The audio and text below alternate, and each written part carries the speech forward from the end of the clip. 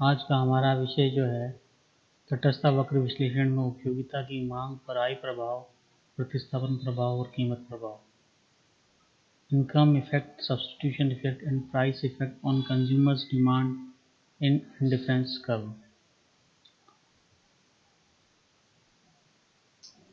तटस्थ वक्र विश्लेषण के अंतर्गत हम उपयोगिता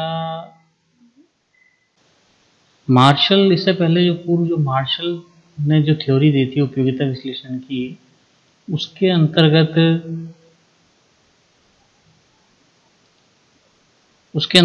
इसका तटस्थ वक्र विश्लेषण करना आसान नहीं था और उसमें किया भी नहीं जा सकता था।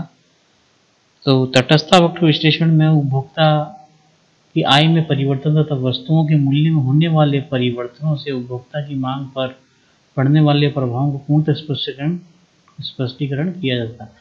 मतलब तटस्थ वक्र की सहायता से ही हम उपभोक्ता की आय में जो परिवर्तन होता है तथा वस्तु के मूल्य में होने वाले परिवर्तन से उपभोक्ता की मांग पर जो प्रभाव पड़ेगा उसका अध्ययन करेंगे कि वह किसी भी उपभोक्ता की मांग में क्या प्रभाव पड़ता है जब उपभोक्ता की आय में परिवर्तन होता है और वस्तुओं के मूल्य में परिवर्तन होता है। तो अब तक उपयुक्त विश्लेषण में उपभोक्ता की आय तथा वस्तुओं के मूल्य को स्थिर मान लिया गया था।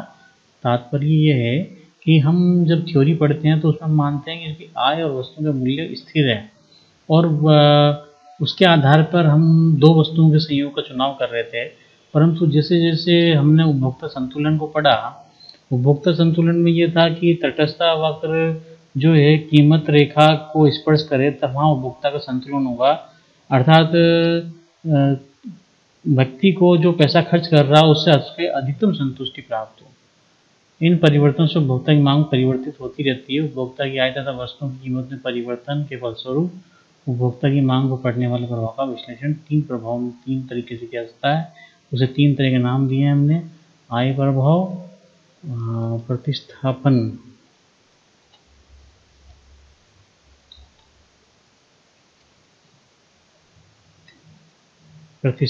प्रभाव और कीमत प्रभाव।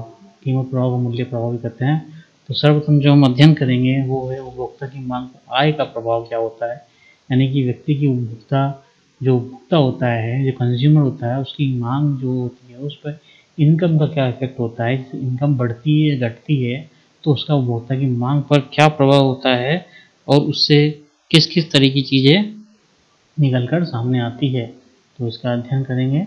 यदि वस्तुओं की कीमतें यथास्थिर रहे तथा उनके सापेक्षिक भाव में कोई अंतर ना हो, मतलब यहाँ कह रहे हैं केवल इनकम इफेक्ट की बात कर रहे हैं, इसलिए कीमतों को हमने यथास्थिर माना, कीमतों में कोई परिवर्तन नहीं होगा और उनके सापेक्षिक भावों में अर्थात प्रतिस्थापित वस्तुओं पूरक वस्तुओं में किसी प्रकार कोई परिवर्तन नहीं आएगा, केवल उपभोक्ता की आय में परिवर्तन हो जाएगा। मतलब उपभोक्ता की आय में कम हो जाए या ज़्यादा हो जाए, केवल उपभोक्ता की इनकम का क्या इफेक्ट होगा डिमांड पे, जब कीमतें और सापेक्षिक कीमतें स्थिर रहें। उपभोक्ता की आय में वृद्धि या कमी हो जाए तो उपभोक्ता की आय में वृद्धि या कमी के फलस्वरूप उसकी मांग में वृद्धि या कमी हो सकती है। अतः उपभोक्ता की आय में परिवर्तन के फलस्वरूप उसकी मांग पर पड़ने वाले प्रभाव को आय प्रभाव कहते हैं। अर्थात क्या कहना चाहता है ये कि उपभोक्ता की आय में जो परिवर्तन होता है उसके कारण उपभोक्ता की मांग पर जो प्रभाव पड़ता है उसे हम इनकम इफेक्ट कहते हैं। आय में परिवर्तन से उपभोक्ता का नया संतुलन स्थापित होता है।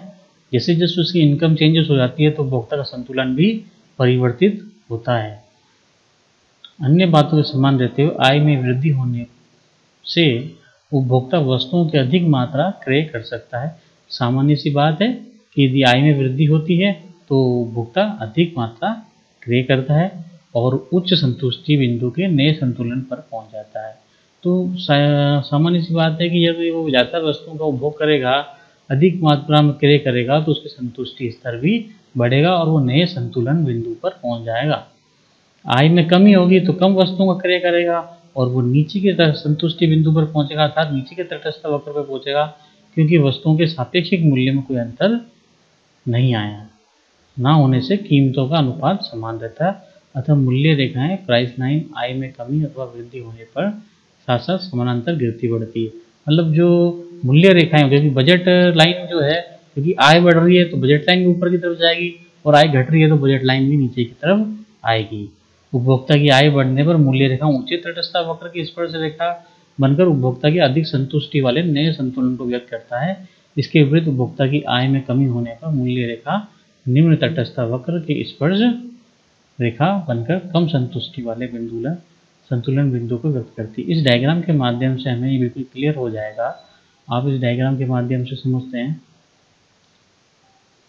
तो जैसे कि ये बताया A0 B0 हमारी प्राइस लाइन है और हमने पढ़ा भी पहले। तो जैसे जैसे इनकम बढ़ रही है तो हम ज़्यादा मात्रा क्रय कर सकते हैं Y वस्तु की और X वस्तु की, क्योंकि हमारी इनकम बढ़ गई है।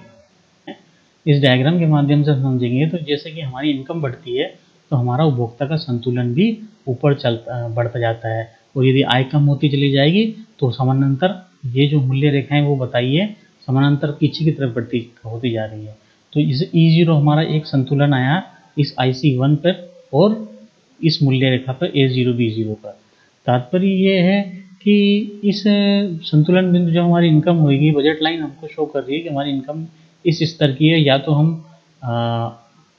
OB0 और O को हम खरीद सकते हैं।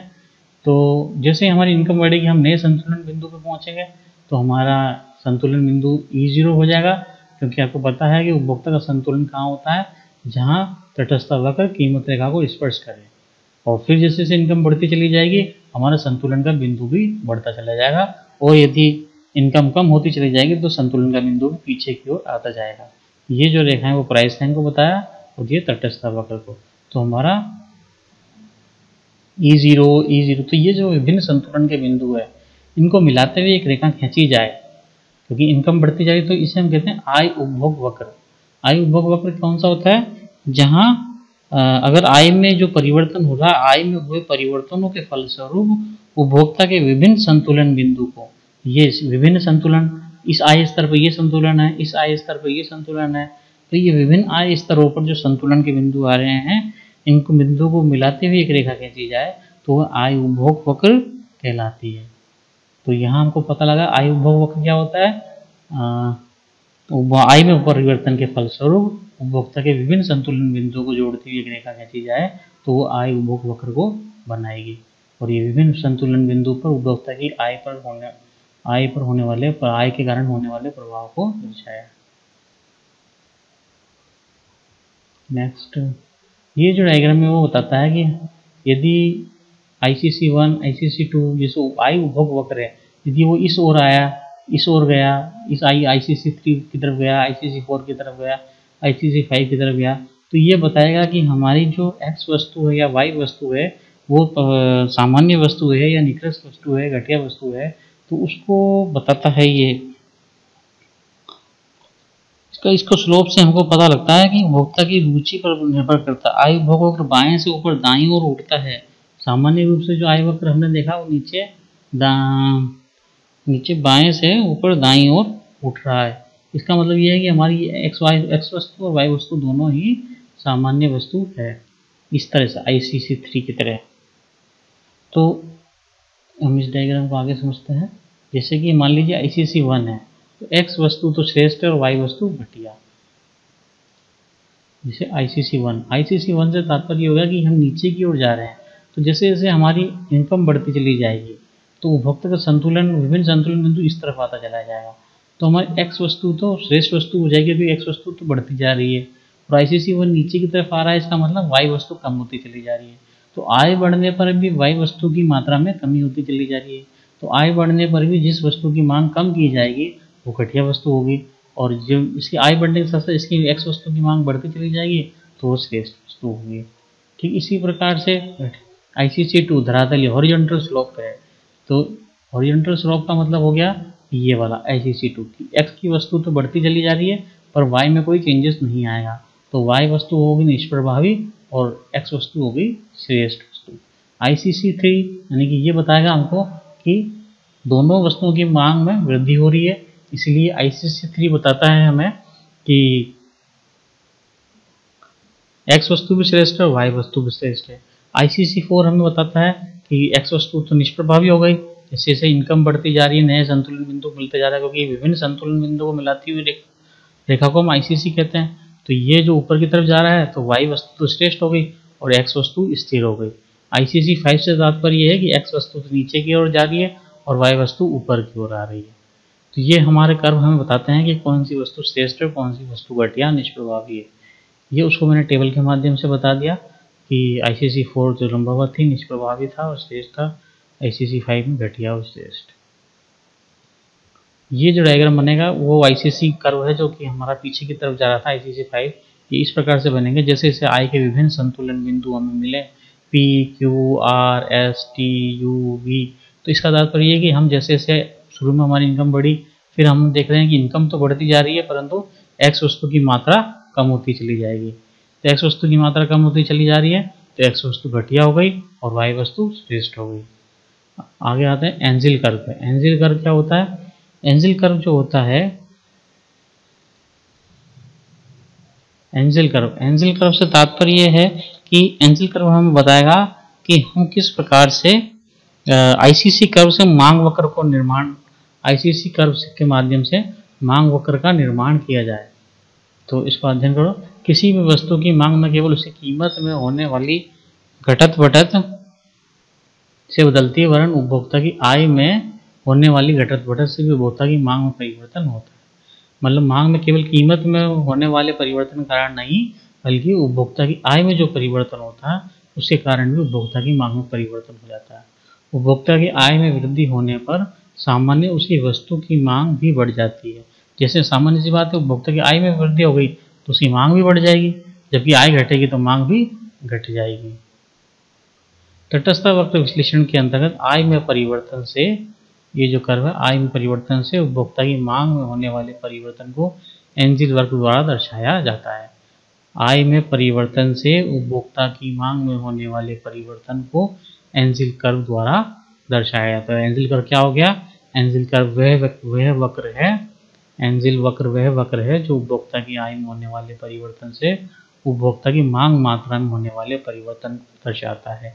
यानी हम ICC कर्व से किस प्रकार से डिमांड कर्व जनरेट कर सकते हैं उसके बारे में अध्ययन करेंगे। इसको मैं आगे डायग्राम से बताता हूँ। ये जो हमारा डायग्राम है इसमें देखिए आप, इसमें 50-100 यानी कि अर्थात ये कह रहा है कि हम या तो इस R बिंदु पर संतुलन है, फिर S बिंदु पर संतुलन है, फिर T बिंदु पर संतुलन है। जैसे जैसे आय बढ़ती जा रही है संतुलन स्तर ऊपर की तरफ जाता जा रहा है। उपभोक्ता का इन विभिन्न संतुलन स्तरों को मिलाती हुई रेखा को ICC कहते हैं, जो कि हमने पिछले भाग में पढ़ा। अब इस ICC से हमको डिमांड कर्व जनरेट करना है। यानी कि आप देखिए जब 50 वस्तु X आय की राशि, तो यानी कि जब व्यक्ति की आय 100 रुपये थी तो उसका संतुलन बिंदु 8 था और वो X की 50 वस्तुओं का क्रय कर रहा था। तो 100 रुपये पे हमने कहा 50 रुपये की उसकी आय, ये बिंदु आया। फिर 200 रुपये जैसे उसकी आय बढ़ी तो उसने 100 वस्तुओं का क्रय करा X वस्तु, और जैसे उसकी आय 300 रुपये हुई तो उसने 150 वस्तुओं X की क्रय करी। तो यहाँ हमने X की वस्तुओं को लिया है R से सीधा, यहाँ इस प्रकार से ये T से बिंदु आया, और आय स्तर हमने यहाँ बताया है Y एक्सिस पर। इस प्रकार से 100, 200, 300, तो L, M, N जो 3 बिंदु आए, इन तीनों बिंदु को मिलाया हमने तो एंजिल कर्व हमारा बन गया। तो एंजिल वक्र की व्युत्पत्ति हो गई। एंजिल कर्व क्या था? एंजिल कर्व था कि जो उपभोक्ता की आय में होने वाले परिवर्तन से उपभोक्ता की मांग मात्रा में होने वाले परिवर्तन को दर्शाता है। यानी इस आय में होने वाले परिवर्तन से मांग मात्रा में होने वाले परिवर्तन को दर्शाएगा एंजिल कर्व। और ये किससे व्युत्पत्ति होती है? ICC से इसकी व्युत्पत्ति होती है।